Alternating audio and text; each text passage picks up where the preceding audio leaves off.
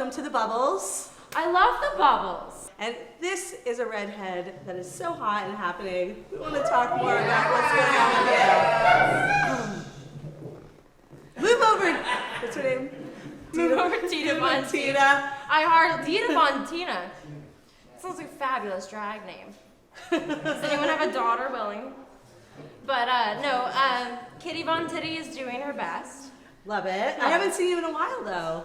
I took a tiny break. I've had this horrible time trying to figure out what it is I want to do with my life. Heaven forbid at 25 I'd be doing that. Must be rough. As we all have.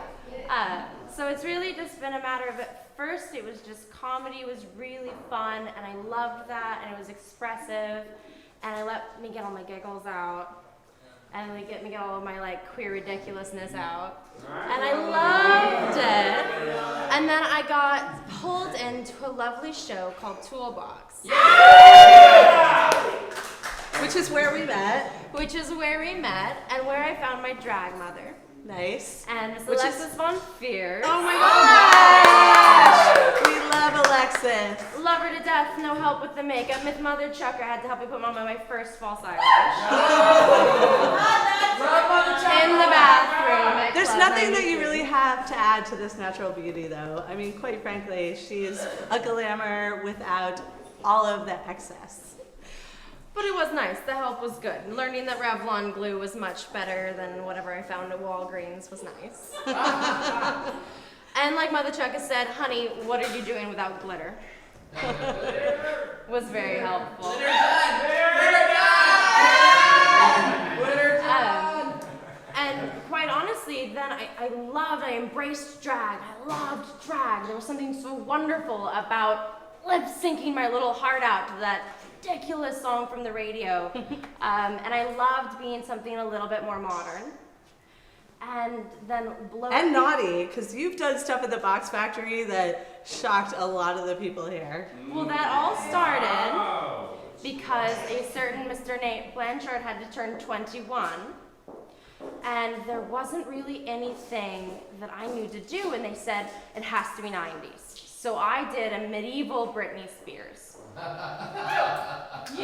Hit me, baby, one more time. And after one too many Jamesons, I got really into the number, and I started removing bits and pieces as I danced and really got into it. Miss Amber really captured every little bit of that, and that was really fun. And lo and behold, the pageant for Toolbox came around. And I was working on a really great number of drag for that, just for that time. And it just wasn't quite right.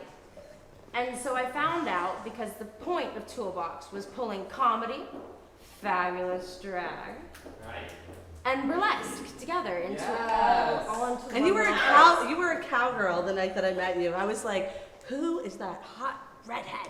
Oh, I had a baseball bat was my prop, I think. And these like awesome pasties and some like shaky Carrie Underwood. Yes, before exactly. he cheats. That's right. Because I like to do something a little modern. And it was so cute because it really inspired me as a performer too. And I was like, wow, this is like, San Francisco is totally open-minded. I didn't expect you to be there and I didn't expect you to do that. Mm-hmm. And I loved it and everybody was like, yeah. So it was a really fun night. It was really great. And so the whole point was, for that was, since there was no burlesque, I had to throw something together at last minute. So I did my very first burlesque number on that tiny little stage up there at the front, at the window. Nice. And it was... What stage?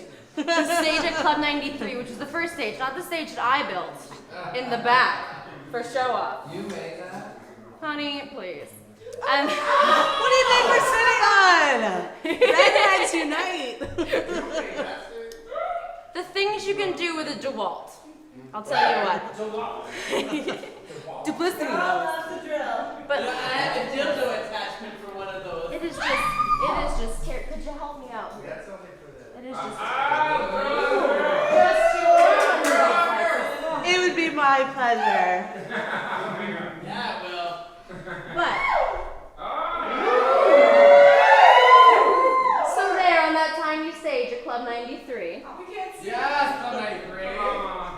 I did my very first burlesque number. And it was to loosen up, it was Buttons I'm, like, by totally Pussycat Dolls. watching. And I did it as a dominatrix.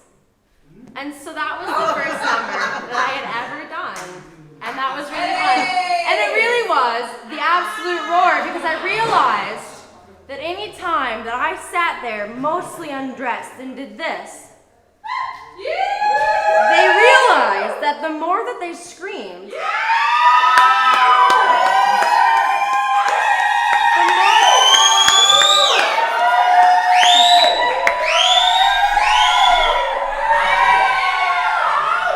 the more came off.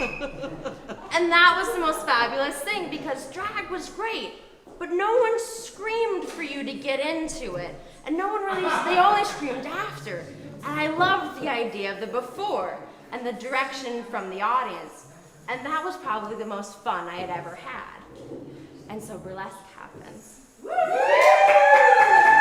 And I dropped comedy like a one-night stand.